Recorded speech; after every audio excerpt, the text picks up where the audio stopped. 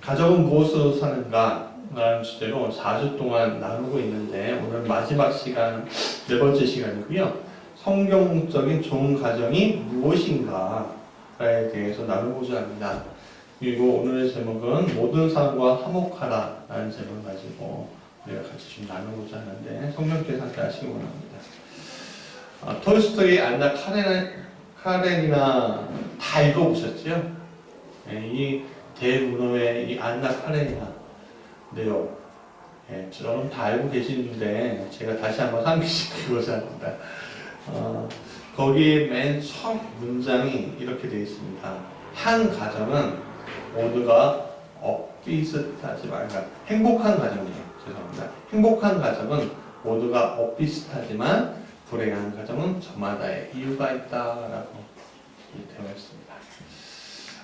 여러분, 가정을 이루는 첫 시작은 부부일 수밖에 없습니다.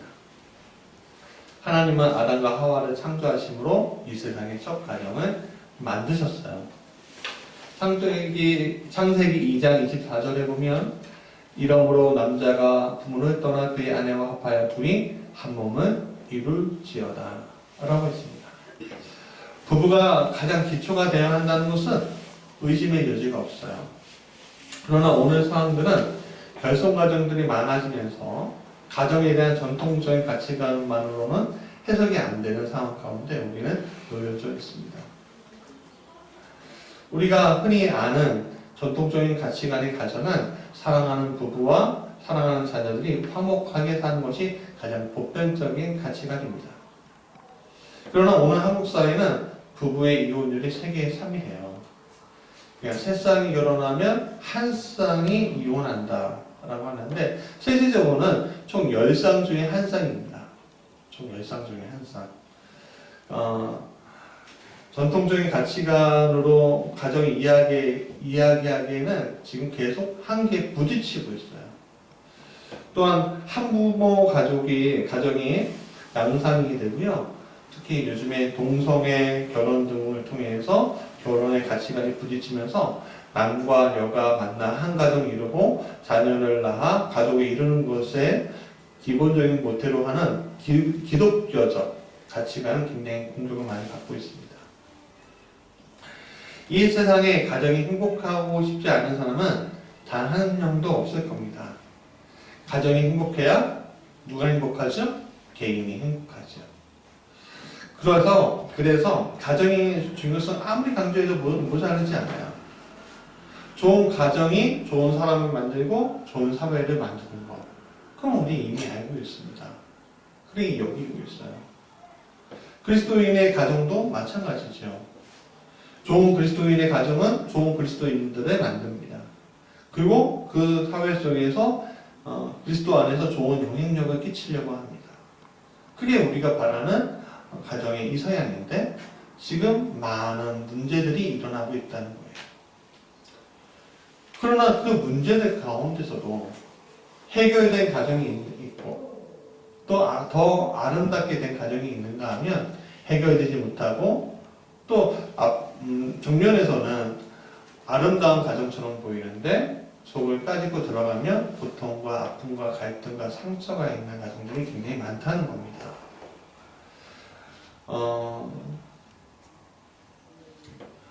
좋은 영향력을 모든 가정이 있기를 원하는데 좋은 영향력을 끼치지 못하고 갈등과 상처 속에서 자녀를 키우고 상처를 가지고 있는 자녀는 또 커서 상처를 나눠주는 좋은 영향력을 나눠주는 것이 아니라 상처를 나눠주는 그런 일들은 우리 사회에서 우리 삶에서 또 교회 안에서 일어나고 있습니다. 좋은 영향력은 어디서 나오죠? 모든 사람과 더불어 화목한 데서 나오죠.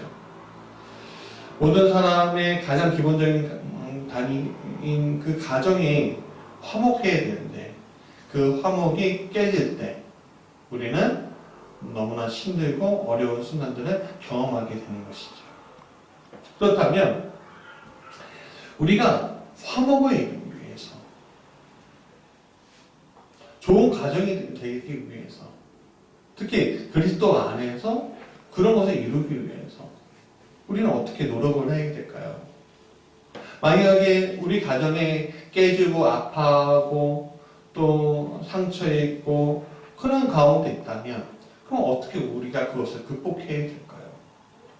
저는 고린도전서 13장 13절이 그 해결책이라고 생각합니다. 같이 읽어볼까요? 시작. 그런즉 믿음, 소망, 사랑 이 세 가지는 항상 있을 것인데 그 중에 제일은 사랑이라. 그러니까 오늘 화목한 가정에 위해서 믿음이 있어야 되고 소망이 있어야 되고 사랑 이 세 가지가 꼭 있어야 한다는 겁니다. 왜냐하면 이 세 가지가 있지 아니하면 우리는 아무것도 우리를 연대시킬 수 있는 것이 없기 때문에 그렇습니다. 근데 우리가 결론적으로 얘기하자면 믿음과 소망과 사랑이 누구에게로부터 나와야 됩니까? 나로부터 나오는 겁니까? 하나님으로부터 나와야 합니까? 바로 하나님으로부터 나오고 또 나와야 합니다. 그러면 하나님으로부터 나오는 믿음과 소망과 사랑이 무엇인지에 대해서 함께 같이 나누고 또 성경적인 가치관을 가진 무엇인지 같이 좀 나누고자 합니다. 자, 첫 번째 같이 읽어볼까요? 시작. 믿음이 기초가 되어야 합니다. 우리 사회의 첫 번째 이혼 이유가 성격 차이고 두 번째가 경제적 이유라고 합니다. 이것은 결국에는 나 자신이 행복하지 못해서 생기는 문제예요. 나는 잘 살아가도 어느 한 순간 나는 행복하지 않은 것 같아. 하는 그 순간이 찾아올 때가 있습니다. 내 자신이 만족해야 하는데 만족하지 못하니까 상대방에 대해서 그 이유를 찾는 거예요. 내가 왜 이렇게 불행하지? 내가 왜 이렇게 살아야 하지? 다 너 때문이야. 다 너희들 때문이야. 라고 입술로 말하는 이들이 얼마나 많은지 모릅니다. 당신이 나를 사랑하지 않으니까 내가 자꾸만 딴 곳에 바라보고 있는 거야. 그렇게 이야기하는 사람들도 많이 있습니다. 우리가 하나님을 잘못 믿을 때 나타나는 현상도 마찬가지입니다. 사람들이 하나님을 자꾸 떠나는 이유가 무엇입니까? 하나님이 나를 만족하게, 행복하게 해주지 못한다는 착각 속에 살기 때문에 그렇습니다. 자꾸만 하나님을 떠나서 유혹의 세상 가운데 내가 있을 때 그 유혹에 내가 동조할 때 그걸 우리는 뭐라고 하죠? 욕심이라고 해요. 그 욕심에 내가 동조할 때 나는 짜릿하고 자극적인 행복들을 느낍니다. 그것은 결코 하나님이 줄 수 없다고 생각합니다. 하나님은 변한 것이 없는데 내 쪽에서 자꾸만 구원의 결과는 상관없는 잘못된 생각과 유혹의 질서들을 자꾸만 요구합니다. 그러나 그런 잘못된 생각과 유혹은 결국 하나님을 떠나게 만들죠. 잠깐만 갔다 올게요. 잠깐만 갔다 올게요. 여러분, 담배가 백해 무익하잖아요. 그렇죠? 정신적으로 담배 피는 분들은 그렇지 않다고 생각하겠지만 사실은 자기 몸에도 안 좋게 하고 상대방도 안 좋게 합니다. 그러나 담배 피는 분들은 왜 그것을 찾죠? 한순간의 평안을 찾기 위해서 담배를 찾습니다. 그래서 한 갭이 두 갭이로 끝나는 것이 아니라 어떻게? 줄담배라고 하면서 한 갑, 두 갑을 피는 분들 많이 있는데 결국에는 그것이 어떻게 누구를 향해서 갑니까? 자기 자신을 해칩니다. 자기 자신을 해쳐요. 그러니까 건강함에서 벗어나서 유혹을 따르면 자기 자신을 해치는 경우들이 많은데 가정도 마찬가지라는 겁니다. 건강한 가정을 이루고 있고 건강한 삶을 이루고 있는데 자꾸만 주변의 유혹이나 상황의 유혹이 자꾸만 우리를 건듭니다. 그럴 때 잠깐만 내가 나갔다 와야지. 잠깐만 내가 발을 담궈야지 하는 그 순간에 어떤 일이 일어나죠? 가정이 망가진다는 겁니다. 가정이 망가진다는 겁니다. 사회도 마찬가지입니다. 사회도 잠깐만 우리가 이 경제를 살리기 위해서 환경이 좀 파괴되더라도 우리가 공장을 좀 돌려야 해. 뭘 좀 해야 해. 개발을 좀 해야 해. 우리가 좀 잘 먹고 잘 살기 위해서 해야 돼. 하면서 우리가 계속 발전하고 뭐 이런 것들을 성장을 추구하잖아요. 근데 그 추구의 결과가 뭐죠? 환경이 우리를 해치게 만드는 거죠. 환경이. 그 대표적인 게 바로 4대강. 강에서 용수를 확보한다고 강을 막았는데 오히려 용수 확보가 아니라 어떤 일이 일어났죠? 강물이 썩고 생물이 자라지 못하고 또 공장 굴뚝을 막 연기 피우면서 하다가 어떤 일이 일어납니까? 미세먼지가 우리가 몰려오잖아요. 이번에 코로나19를 통해서 그 대기질이 확 개선되는 것을 보고서 우리는 깜짝 놀랐어요. 왜 그렇습니까? 문제가 중국이 또 문제지만 우리도 문제였구나 하면서 깨닫게 되는 거예요. 하나님을 배신한 이스라엘의 성전이 더럽혀지고 성은 돌 무더기가 됐다고 시편 79편에서 이야기합니다. 같이 읽어볼까요? 시작. 하나님이여 이방 나라들이 주의 기업의 땅에 들어와서 주의 성전을 더럽히고 예루살렘이 돌 무더기가 되게 하였나이다. 자, 여러분 보세요. 주의 성전은 아버지 같은 곳이에요. 창조주 아버지가 계신 곳이고 또 예루살렘은 어머니의 품이에요. 근데 어떻게 되어 있다고요? 다 무너졌다는 거예요. 그러니까 하나님을 떠난 상태가 그렇다는 거예요. 여러분, 하나님은 항상 성전에 계실 줄 알았는데 이스라엘 사람들이 그렇게 여기고 그렇게 알았어요, 사실은. 그렇지만 그렇게 알고 그렇게 느꼈지만 하나님은 성전에 갇혀 계신 분이 아니라는 것을 오늘 보여주고 있지 않습니까? 가정도 마찬가지예요. 가정의 행복이 항상 그 가정에 들어오면은 있을 줄 아는데 가정의 행복을 박차고 나가는 그 순간 가정의 행복은 평화는 기쁨은 깨져버립니다. 여러분, 믿음이 흔들리면 결국에는 가정이라는 성전도 더럽혀지고요. 가정은 무너져 돌무더기가 되는 일들이 우리에게 펼쳐질 것입니다. 그렇다면 믿음으로 굳건한 화목한 가정이 되려면 어떻게 해야 할 것인가? 믿음이 잘 이렇게 붙들려 있는 그 가정이 되려면 어떻게 해야 될 것인가? 가장 중요한 것은 하나님에 대한 믿음이 바탕이 되어야 한다는 거예요. 뭐라고요? 하나님에 대한 믿음이 바탕이 되어라라는 거예요. 여러분, 개인에 대한 믿음은 바탕은요, 사람에 대한 믿음의 바탕은 굉장히 쉽게 무너질 수 있어요. 그래서 여러분, 어떤 사람들은 이렇게 얘기해요. 당신이 제일 존경하는 사람은 누굽니까? 위인은 누굽니까? 라고 얘기할 때 저는 죽은 사람들 중에 아무개를 좋아합니다. 라고 얘기해요.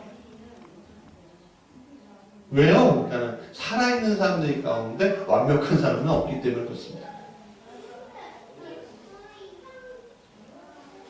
사람은 오늘 존경받을 수 있는 사람이 내일은 존경받지 못하는 일들을 펼치는 경우도 굉장히 많습니다. 그래서 사람은 한순간의 그 모습으로 평가하는 것이 아니라 인생 전체에 대해서 평가해야 되겠죠. 결국 오늘 우리 개인들도 마찬가지입니다. 우리의 삶을 이렇게 하지만 순간순간마다 존경받는 일들이 있고 그 믿음이 깨지는 일들도 있습니다. 개인이 상대방에 대해서 믿음을 가지고 있는 그 순간에 참 좋을 거예요. 그러나 그 믿음의 바탕은요, 깨지기 너무 쉽다는 거예요.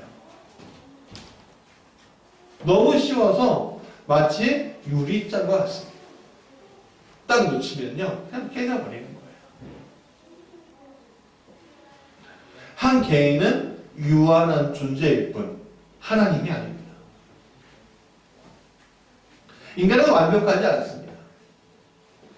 완벽한 인간상을 추구하는 사람들이 있어요. 플라톤은 그 사람은 철인이라고 합니다. 그러나 그 완벽한 인간상을 또 싫어하는 인물들, 사람들도 있지 않아요? 아, 저 사람 너무 약점이 없어. 그렇게 얘기하는 사람들도 있어요. 가정 안에서도 마찬가지입니다. 내가 완벽한 아버지, 완벽한 어머니, 완벽한 가정을 이루고 싶지만 그 안에서 개인의 신뢰나 그런 것들이 오랫도록 유지되어 가고 싶지만 사람 자체에 대해서는 우리는 희망이 없다고 우리가 여기고 있어야 합니다. 왜? 완벽할 수 없고 쉽게 무너질 수 있기 때문에 그렇습니다.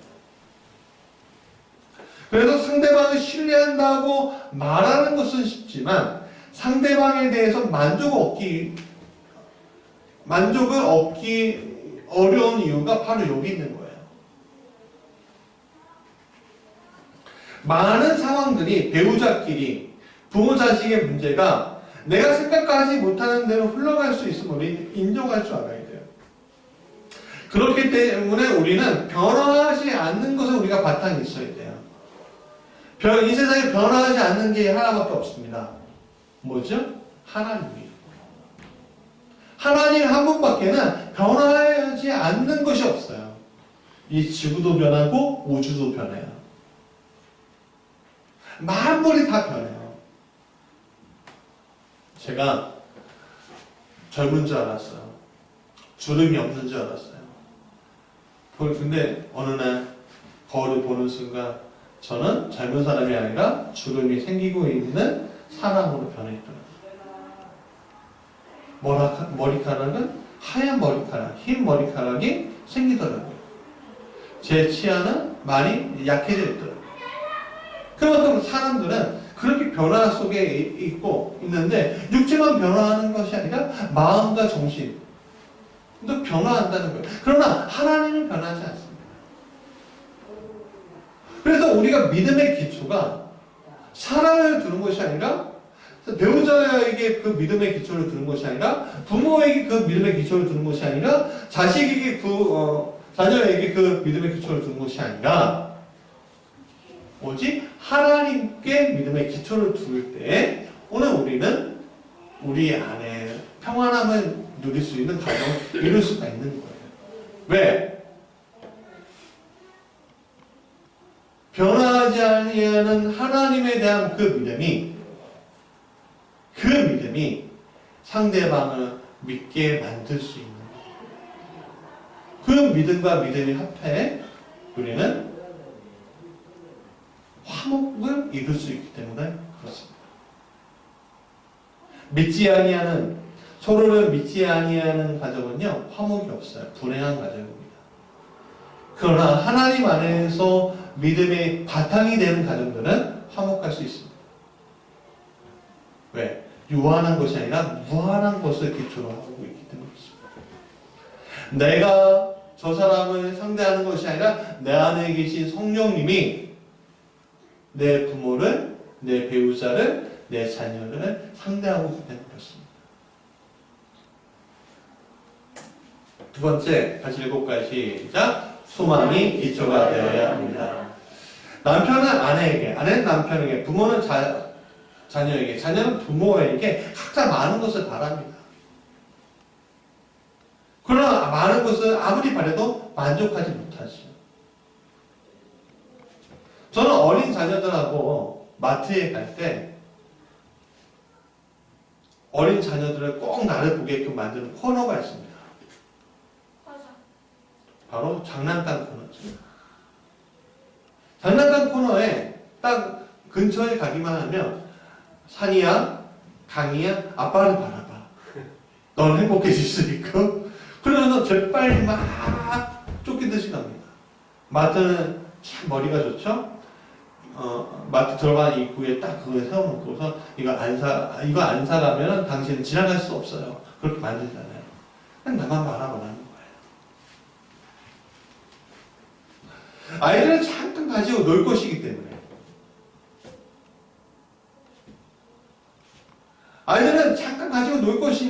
불구하고 그게 너무 마음의 유혹이 와고 자꾸만 사달라고 하니까 주머니가 얇은 부모의 입장에서는 그의 요구가 굉장히 들어주기 어렵지.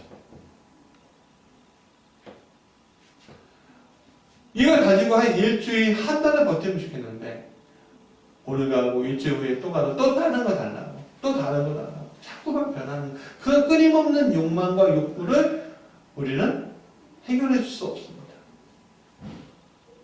아이들은 나에게 소망을 두는데 그 소망을 이루어질 수 없는 부모의 현실이 있잖아요. 우리가 요즘 장난감도 굉장히 비싸더라고요. 참. 사람들은 욕심이 끝이 없습니다. 더 좋은 것을 원하고 더 원하는 것을 우리는 보게 됩니다. 방 한 칸짜리도 만족했는데 방 두 칸짜리가 필요하고 방 세 칸짜리가 필요하고 방 네 칸짜리가 필요하고 화장실 하나 있는 것도 감사한데 두 개짜리가 필요하고 세탁기 있는 것도 좋았는데 건조기도 필요하고 TV 42인치 와 크다 했는데 어느 순간에 65인치, 75인치 이야 저걸 봐야 된다고 하고 끊임없이 사람은 욕심을 내게 되어 있습니다.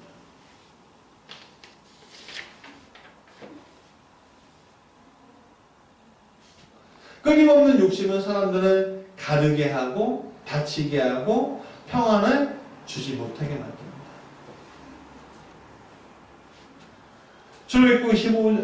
출애굽기 15장 9절 같이 읽어볼까요? 시작. 원수가 말하기를 내가 뒤쫓아 따라잡아 칼집을 나누리라. 내가 그들을 말미암아 내 영광을 세우리라. 내가 내 칼을 빼리니 내 손이 그들을 멸하리라 하였으나 여러분 뭐예요?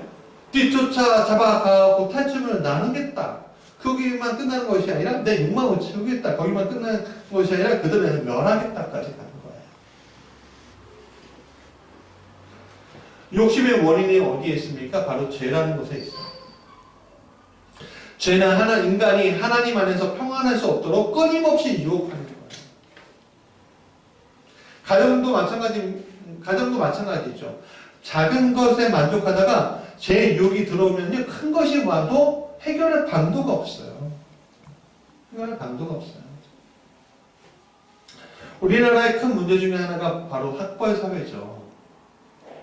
부모는 자녀들이 성공하기를 원하고요, 자녀들이 잘 살기 원하고요, 자녀들이 자신의 소망을 들어주게 하기 위해서 좋은 대학, 좋은 학과에 들어가게 만듭니다. 그리고 부모들은 항상 우리가 아니라고 생각하면서도 착각하게 만드는 것이 그래야지 우리 아이들이 행복할 거야. 행복한 삶을 살 거야. 라고 계속 자신을 세뇌합니다. 자기의 삶이, 결론이 그건 아닌데 라고 이야기하면서 자꾸 자녀에게는 그게 아닌데가 아니게 돼버리죠. 그래서 우리가 자녀가 고3이면 부모는 뭐예요? 부모도 고3이 된다 라는 말이 있잖아요. 그래서 자꾸 목동을 가려고 하고 자꾸 강남을 가려고 하고 하는 풍조가 우리 안에 있습니다. 이러한 욕망의 사회는 결국에는 자녀들에게 압박감을 느끼게 하고 자신을 해치는 것까지 이르게 되는 것을 우리는 많이 보고 있습니다. 이미. 그래서 수능 보지 못하고 아파트 베란다 어디에 아이들이 떨어져 죽거나 수능 본 다음 날 떨어져 죽거나 하는 일들이 우리에게 펼쳐지고 있다는 거예요. 그러면서 후회하죠. 우리 아이들한테 이렇게 압박하면 안 될 거야. 다 늦죠. 뭐. 그건 모든 사회, 모든 이 자본주의, 천민 자본주의가 지배하는 이 나라 안에서 지금 이루어지고 있는 상황들인 거예요. 경쟁이 뒤처지면 나는 살아갈 희망이 없어. 소망이 없어. 이야기하고 그것을 부추기는 이 사회. 부부간의 문제에서도 마찬가지로 나타나게 됩니다. 배우자가 문제를 해결하지 못하면 이혼해 라고 말하는 경우들이 얼마나 많은지요. 제가 알고 있는 분들도 쉽게 그 이야기를 하게 됩니다. 깜짝 놀랐어요. 그래서 제가 뜯어 말리고 있어요. 형 그러면 안 돼.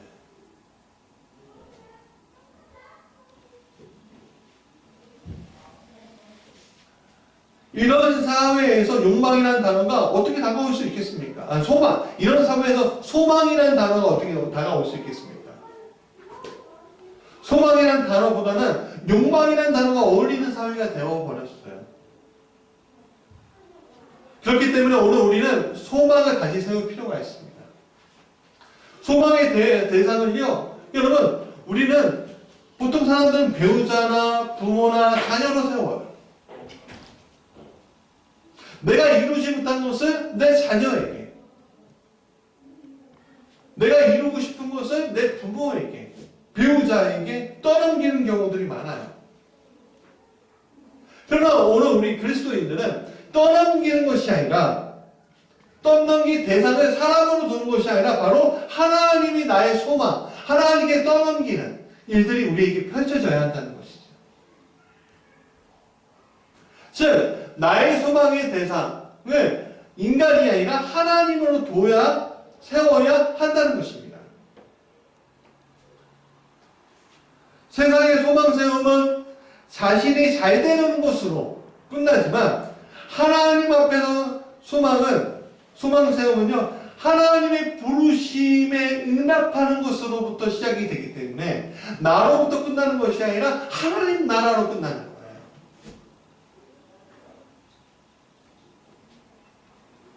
이것은 창조 때부터 나를 선택하셔서 나를 통한 계획을 이루시기 위한 하나님의 부르심에 응답하는 거기 때문에 그래요.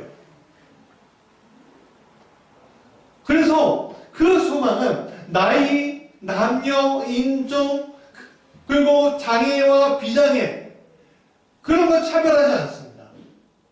하나님 앞에 소망은 하나님 나라의 영광을 드러나게 하는 거기 때문에 아무리 세상 가운데 못나 보여도 그 사람은 위대한 사람이 될 수 있는 것입니다. 이것은 비나이다 비나이다 1020명께 비나이다 라고 외쳤던 것과는 다릅니다. 우리 아들을 우리 딸을 성공시켜 달라고 비는 어머니의 기도와는 다른 겁니다. 하나님 오늘 제게 원하신 것이 무엇입니까? 그것을 물어보고 그 말씀하신 것을 이루는 것. 그게 하나님 앞에 있는 소망입니다. 어린 사무엘이 잠을 자고 있는데 누군가 자신을 부르는 줄 알았어요. 부르는 것 같았습니다. 그래서 그를 봐주고 있는 엘리 대제사장에게 가서 저를 부르셨나요? 아니다. 그냥 자러 가거라. 두 번째 들립니다. 저를 부르셨나요? 엘리에게 다시 갑니다. 아니다. 너가 안 불렀는데 너가 설쳤나보구나. 다시 가거라. 세 번째 사무엘을 부릅니다. 누군가 부릅니다. 다시 갑니다. 엘리 대장님 저를 부르셨나요? 아니다. 너를 부른 것은 하나님인 겁니다. 만약에 한 번 더 부르시면 너희 여호와의 말씀하셔서 주의 종이 듣겠나이다. 네 번째 부르실 때 비로소 어린 사무엘이 그렇게 말했습니다. 여호와여 말씀하셔서 주의 종이 듣겠나이다.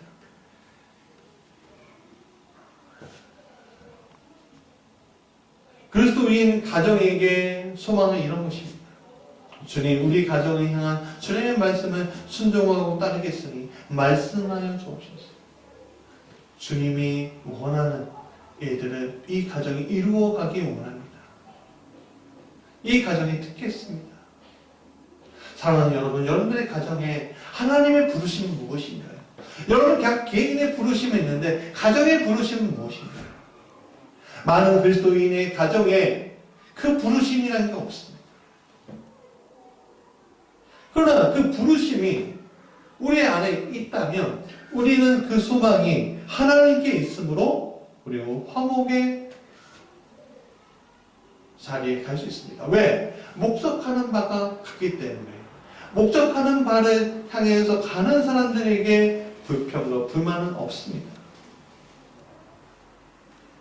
개인의 욕망을 이루기 위해서 소망하는 곳에는 자기의 가치관이 부딪히기, 자기의 가치관이나 욕망이 부딪히기 때문에 화목이 없지만 하나님 앞에 소망을 두는 가정은 부딪히는 것이 없기에 평화와 기쁨이 있는 것입니다.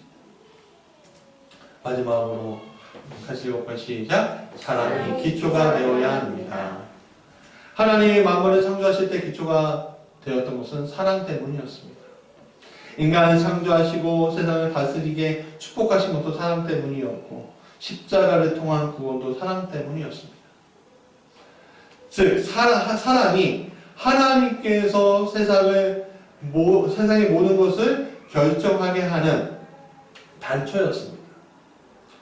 우리가 흔히 사랑한다고 말하지만 사랑의 기준을 두는 게 너무 많아요. 사랑은 무조건이어야 돼. 그리스도인 가정 안에서도 사랑은 무조건이 아니라 조건을 둬요. 조건을 둬요. 또 조건을 둬요. 그 대표적인 게 무엇인지 아십니까? 나는 믿음의 배우자를 만날 거야. 그래서 많은 사람들이 믿음의 배우자 찾다가 10,000원까지 찾지 못하는 경우도 굉장히 많죠. 하여간 조건이에요. 다 조건이에요. 왜 믿음의 배우자를 왜 찾죠? 같은 신앙을 바라보고 정말 하나님 바라보고 살고 싶으니까. 그렇지만 가장 중요한 건 부딪히고 싶지 않아서 그래요. 종교 때문에. 그러니까 믿음의 가정, 배우자 만나는 것도 가장 되게 큰 축복이긴 하지만 하여간 먼저 깔고 가는 거지. 예를 들어 누군가를 소개해서 만날 때 저는요 누군가 소개시켜줄 때 그냥 소개시켜줍니다. 근데 상대방이 물어봐요. 그 사람은 뭐 예쁘게 생겼어? 잘생겼어? 서부터 그 사람 부모는 예수님 믿어? 그 사람 직장은 뭐야? 뭐 다 1서부터 10까지 다 물어보려고 그래요. 그런 거 필요 없다. 그 사람이 잘나면 뭐하고 못나면 뭐야. 그냥 사람 자체를 봐야지. 그런데 계속 의심스럽거려요. 왜 그런 거죠? 조건이 있는 거예요. 그 사람 자체를 사랑해서 만나려고 하는 것이 아니라 그 사람의 배경과도 같이 결혼하고 싶어하는 욕구. 그러고 나서 만나게 되고 결혼하더라도 여러분 조건이 사라지면 헤어지는 일들이 발생하게 됩니다. 많은 사람들이 사랑은 조건이 아니고 사랑은 배경이 아니라고 말은 하지만 실제로는 그것이 모든 것이 되어버리는 경우들이 우리에게 흔히 보여지는 현상이에요. 그건 그리스도인이고 비그리스도인이라고 해도 뭐 똑같아요, 사실. 참 답답한 일이에요. 부모자식 간의 관계도 마찬가지입니다. 자녀를 버리는 부모도 있고요. 또 이런 사람 있잖아요. 긴 벽에 뭐가 없다? 효자가 없대잖아요. 부모를 버리는 자녀도 있어요. 그렇기 때문에 사람이 가지고 있는 사랑에는 한계가 있는 거예요. 그래서 우리는 사랑을 내 자신의 어떤 힘에서 찾을 것이 아니라 하나님 안에서 그 사랑을 찾아야 한다는 거예요. 누구 안에서 그 사랑을 찾아요? 하나님 안에서. 요한에서 4장 같이 읽어볼까요? 시작. 사랑하는 자들아 우리가 서로 사랑하자. 사랑은 하나님께 속한 것이니 사랑하는 자마다 하나님으로부터 나서 하나님을 알고 사랑하지 아니하는 자는 하나님을 알지 못하나니 이는 하나님은 사랑이십니다. 여러분 하나님은 사랑이시기 때문에 사랑하는 자들은 하나님을 안다는 거예요. 9절 10절 같이 또 읽어볼까요? 시작. 하나님의 사랑이 우리에게 이렇게 나타난 바 되었으니 하나님이 자기의 독생자를 세상에 보내시면 그로 말미암아 우리를 생명하십니다. 사랑은 여기 있으니 우리가 하나님으로 사랑하는 것이 아니요 하나님이 우리를 사랑하사 우리의 죄를 속하기 위하여 화목제물로 그 아들을 보내셨습니다. 하나님의 사랑이 우리에게 나타난 바가 바로 예수 그리스도라 하였습니다. 그러면 우리가 예수 안에 서로 사랑할 때 하나님은 우리 안에 거하시고 그의 사랑이 우리 안에 나타나는 것입니다. 즉 다시 한번 얘기하면 하나님의 사랑이 내 안에 있을 때 비로소 배우자 간의 사랑도 이루어지는 것이고 부모 자식 간의 사랑도 올바르고 온전한 관계를 맺게 된다는 거예요. 여러분 사랑이 완전한 것 가운데 퐁당하고 빠져야지 교집합과 그러니까 어떤 무리와 어떤 무리의 교집합으로 만나면 항상 문제가 생깁니다. 사랑은 빠져드는 거예요. 거기에서 나오는 거예요. 퐁당 빠지세요. 근데 사람에게 퐁당 빠지면 그 조건이 사라지면 헤매게 되지만 하나님께 퐁당 빠지면 사람의 조건은 하나님의 환경은 하나님의 것들은 사랑으로 인해서 견디고 이길 수 있게 된다는 것입니다. 자, 말씀의 결론입니다. 큐티인에 소개된 자매 이야기를 좀 나누려고 합니다. 여러분들 읽으신 분, 큐티를 하신 분들은 보셨겠지만 5월 22일 날 소개되었던 이명주라는 분의 간증입니다. 이분의 내용은 간단한 내용, 전반의 내용이 뭐예요? 바람피는 아버지 밑에서 자라왔대요. 근데 자기 소망이 바람피지 않는 남편, 믿음의 가정을 이루는 것이 소망이었던. 그래서 남편의 영혼 구원과는 상관없는 자신의 유익과 행복을 위한 결혼을 하고자 했다는 거예요. 그래서 그것을 이루었어요. 근데 얼마 지나지 않고 남편이 바람을 피고 집을 나갔다는 거예요. 너는 그녀처럼 채워줄 수 없어. 나갔다는 거예요. 그러니까 이 사람이 그 문제를 그래도 내가 믿는 사람이니까 하나님 안에서 해결하고 싶어요. 그래도 세상적으로 그냥 이혼이야! 그런 게 아니라 어떻게든 해결하고 싶어요. 왜? 믿음의 가정을 이루려고 했습니다. 그래서 변호사, 상담사, 가정치유 사역자 등 여러 사람을 찾아다녔는데 전문가라고 이야기하는 분들의 결론은 뭐냐면 이혼하라는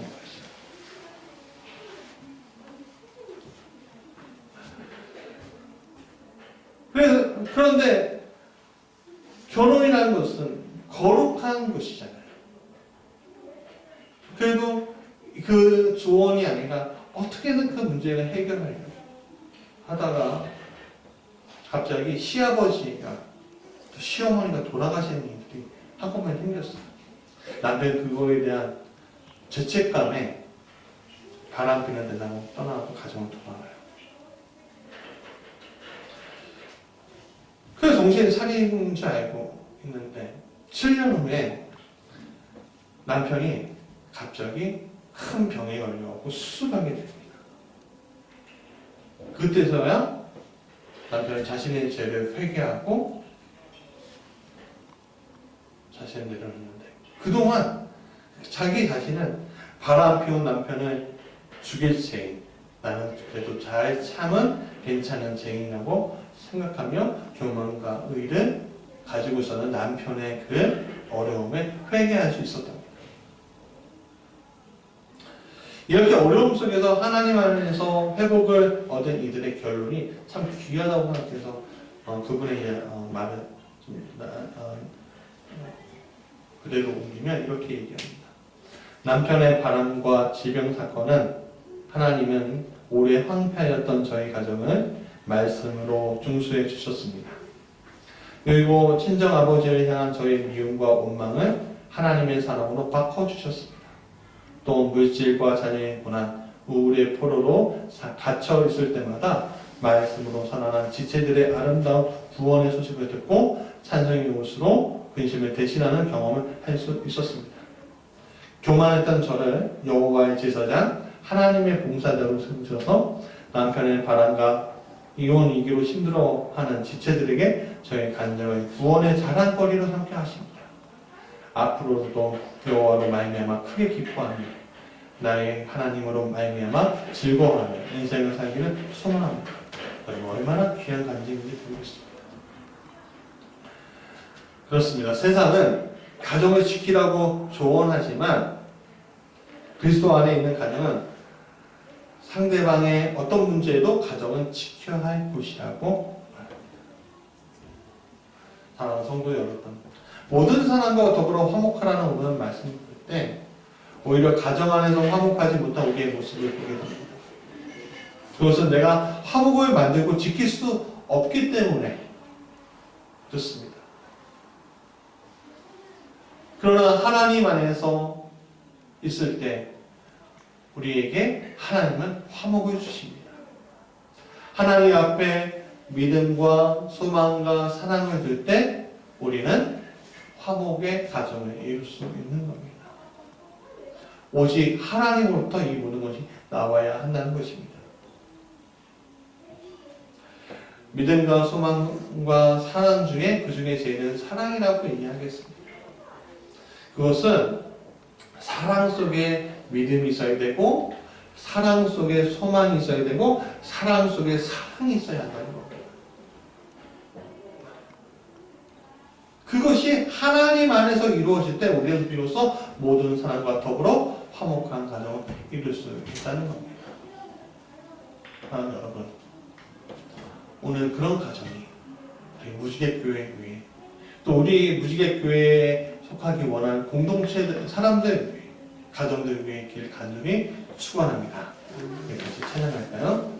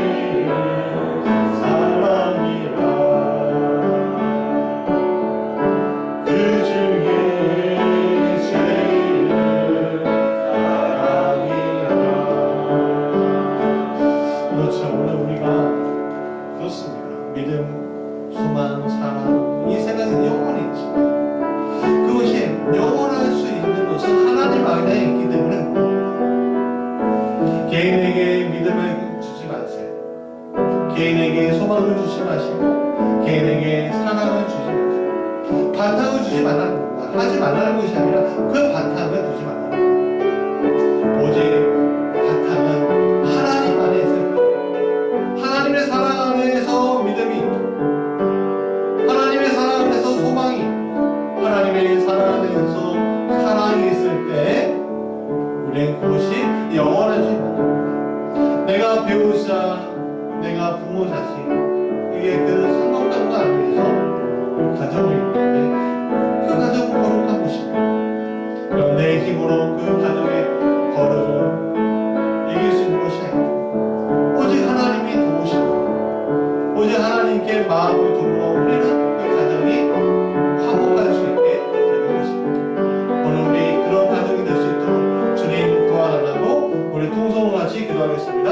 사랑하는 충만하신 우리 주 하나님, 하나님의 마음을 아버지를 품고 살아가는 것이 얼마나 귀한 것인지, 하나님의 마음을 아버지를 경험하는 것이 얼마나 귀한 것인지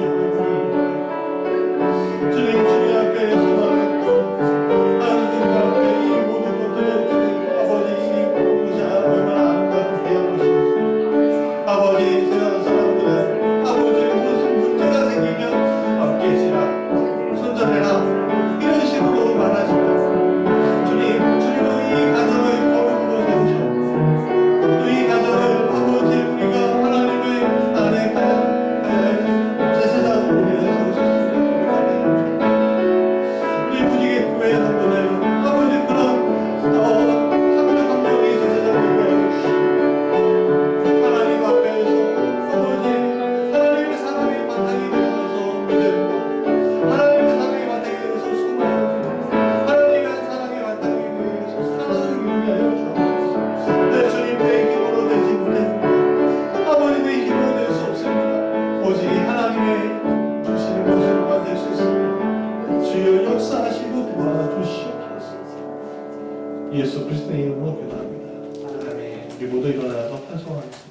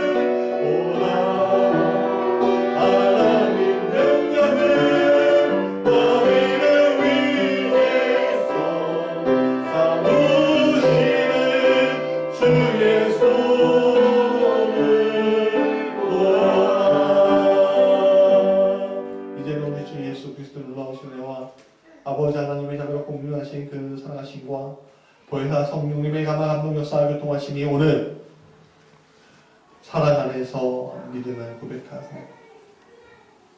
사랑 안에서 소망을 고백하고 사랑 안에서 사랑을 고백하는 그것을 개인에게 둔 것이 아니라 하나님 앞에 두고 그 바탕으로 살아가 가정을 지상 천국으로 만들고 하늘나라의 선교의 도구로 만드는 이 땅의 하나님의 제사장들 가운데